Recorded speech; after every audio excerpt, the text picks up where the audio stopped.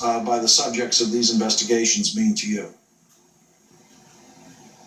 Well, I think that your opening, pointing out the double standard that's used so often in evaluating people is just completely the right one. You have Donald Trump, who today is still, 2 years later, not answered any questions about why those documents are at Mar-a-Lago, what he was doing with them, why in God's green earth were they there, and why he didn't return them. It was required for the FBI to conduct a search precisely because he wasn't cooperating. So the way in which the two presidents have handled this, to me, is a sign of why you will end up with very different recommendations and results, I think, with respect to what will happen to them criminally.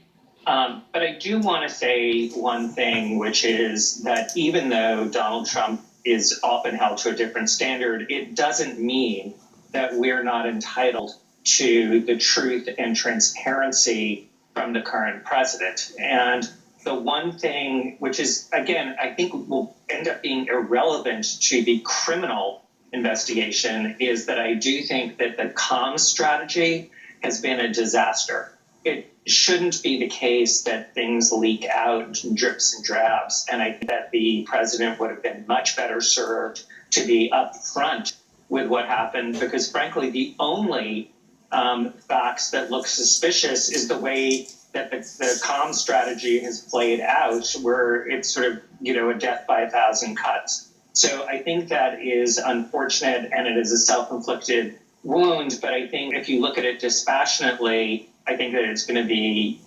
completely irrelevant to the issue of, was anything done here intentionally by the president? And again, we have to wait for the facts, but so far, there's not a single fact that suggests that this was anything but what the president said, a mistake. Mayor McCord, do you share the Attorney General's confidence and Senator Cardin's confidence in Mr. Hur as a special counsel?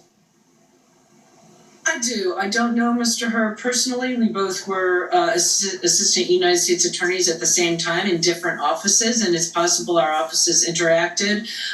But he has a long career as a federal prosecutor. He also has spent time over at the Maine Justice, we call it, the Department of Justice, in addition to his time as an assistant U.S. attorney and later a U.S. attorney. And I will tell you, from spending 20 years in a U.S. attorney's offices, that it is very rarely discussed the political party of any of the career prosecutors. I don't know the party of most of my former career prosecutors. I never told anyone, whether I was a Democrat or a Republican, and it's just not the way career federal prosecutors operate.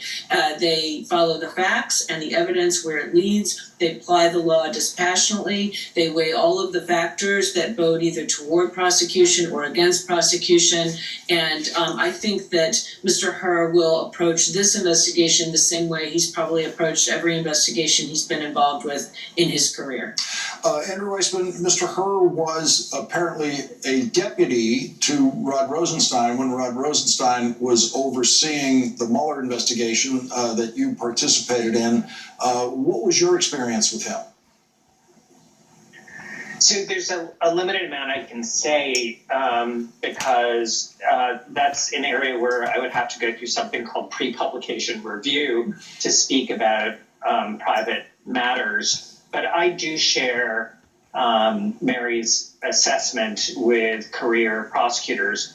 The one thing that I do think that it is worth noting is something that I think will make it very hard for Republicans to attack him, which is he did make one, I think, misstep, which was he announced the prosecution of various drug gang leaders from the White House. And that is a line that is really not crossed when you're at the Department of Justice because of the independence of the department. It's something I know Mary and I would never think of doing that. It's something that you keep politics out of it. And I think that probably was a misstep on his part. I think he may regret it.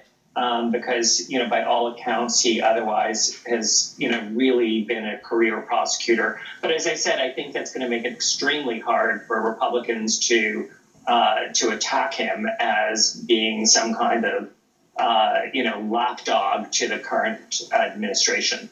Well, Donald Trump's already saying he's not good enough to do this job. And Andrew, Donald Trump was attacking you again tonight on a right-wing radio show. We're going to squeeze in a break here and let you hear what Donald Trump had to say about you when we come back after this break with Andrew Weissman and Mary McCord. We'll be right back.